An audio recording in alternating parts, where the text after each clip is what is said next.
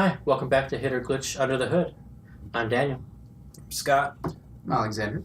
And I'm Tim. This week on, we pull another topic from the Tome of Topics to talk about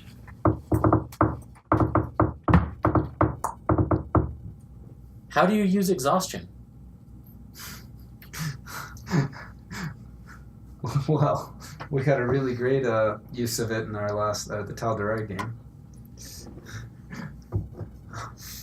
Yeah? Yeah. It's a good thing I had greater restoration. Yeah. Well, okay, mechanic-wise in game, it's you just... First level, it's you have disadvantage on skills and saves, I believe. Disadvantage on ability checks. At 2, your speed is halved. At 3, you have disadvantage on attack rolls and saving throws. On 4, your hit point maximum is halved. At 5, your speed is reduced to 0, and at 6, you die of exhaustion. That. I love it. Yeah. I And use it as often as possible. It is the penultimate thing to enforce upon your players. The environment, nature, is dangerous. Yeah. There's a reason people don't become adventurers. It's also a great way to balance the players who try to do too much because there is no mechanic saying, oh, I'm just going to do this. The only reason I'm sleeping, quote unquote, is to get the long rest. Yep. True. And they just want to keep going and keep doing stuff. Well, sure, do that, but take a level of exhaustion. Now 2. Yep. Yeah. Yeah. And also remember your barbarians, if they're frenzy raging, they have a level of exhaustion. Mm-hmm. And if they go into a rage again, and they go into a frenzied rage again, they now have 2 levels of exhaustion. Yeah. That sucks right quick. Mm-hmm. I appreciate it, and I've looked online and seen people trying to develop different, similar things for dealing with a desert environment as opposed to a cold environment. And honestly, a lot of times they're just the comment basically is you know what, the base level of exhaustion just works just fine, because you can see why that's happening in a cold environment, as it's the same way it'd be in a hot environment, the same way it'd be just overworking yourself. Yeah. Yeah. Mechanically, you're going to have the same effects. It's the flavor that's going to describe the environment. Mm-hmm. Right. Whether it's Getting ended up sunburns. frostbite and hypothermia versus sunburn and dehydration. Yeah, exactly.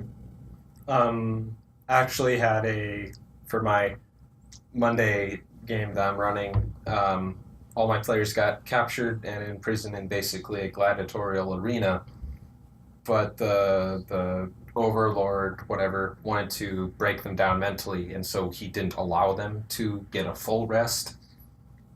Not complete full. The 8 best hours. they could do is a short rest. Yeah, the best they could do was a short rest, so I had got them disadvantage and had that going on.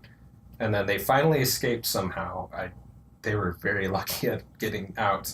But they got out, and then it's like, okay, you guys got out. How many levels of exhaustion do you all have? I'm at 3. I'm at 2. I'm at 3. Now, did the NPC gladiators also have these levels of exhaustion? Yep. Okay. That's I good. calculated Because that. that's something that even a good GM can sometimes overlook. Yeah. And that's something you- else. Yeah. You think about giving it to the players to make the role play more, but you forget about giving it to the NPCs in a similar situation. So you gotta be careful. But yeah, they had fun with it. They liked it. They thought it sucked, of course. But yeah, they escaped and they got their first. I mean, I didn't do fight after fight after fight. I did a skills challenge for most of it, and then had the boss fights near the end, and they escaped. And they're all like, okay, so you guys get out. What do you do? Sleep. And they're describing how they all go to sleep, and they're like, man, yeah. It's like, okay, And see, that cool. adds to the role play. Yeah, the that's role role play. play. It was amazing.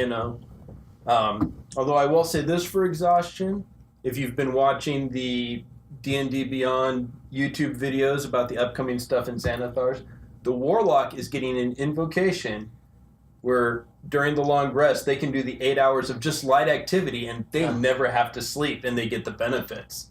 Yeah. So you can be reading that book, you can be studying those scrolls, and that goes back to where I was saying, it helps punish them. But It's kind of like elves and their ilk. in their trance, they only do the 4 hours, and even then they don't sleep during it. not totally, not truly. Mm-hmm. Yeah. They're not totally unaware of their surroundings.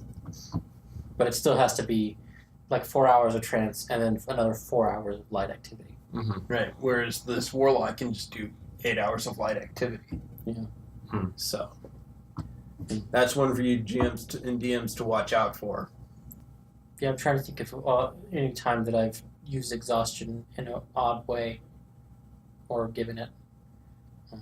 I had an idea for using a weird way of they're in a magic forest or whatever, and they're walking around and suddenly they're exhausted, and I give them level exhaustion, and then they walk over here and they're no longer exhausted. And I didn't know how I was going to implement it. It was just an idea. And it's like, make it a little weird and everything. Would it be a save or would it be automatic because it's a regional thing? I was thinking it was just going to be automatic, but then it's like, they might not like that, so maybe a save. I didn't really flesh it out. Are there any spells that automatically like save or take a level of exhaustion? Because I don't know of any. No. I wonder. Because I could see that like Not just that I know like of. crippling exhaustion. And Yeah. then the person's just like, A ray of exhaustion, maybe. Yeah, Mhm. I think there is a normal spell that exists in the previous games that's something like that. Well, I actually used that for magic items in the campaign that I'm running for my daughter. It was the Cask of Dionysus and the Table of Persephone, I think is who it was. Cast of Dionysus. Dionysus. Dionysus. But essentially they were essentially quest items, if you want to look at it that way.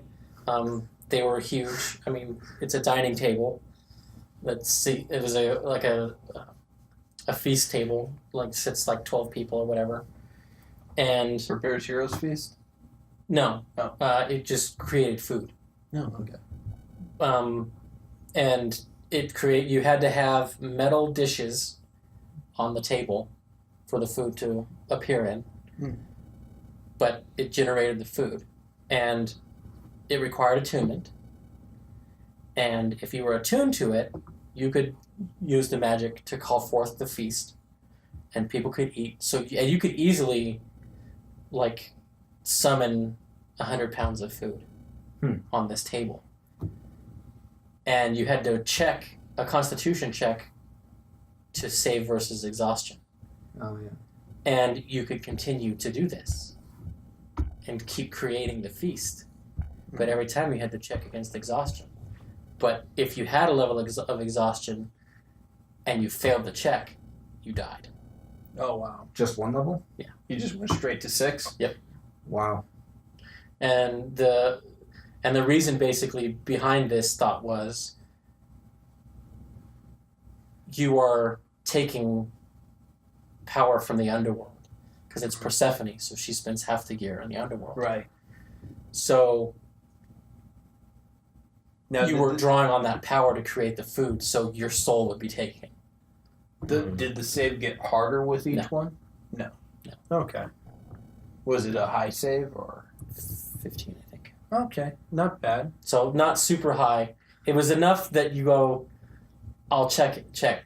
Oh, I got one. I don't want to push it. I'm not doing Yeah. it again. Yeah. But the thing was, in the ceremony that these magic items were intended to be used for, is that person kept doing it until they died.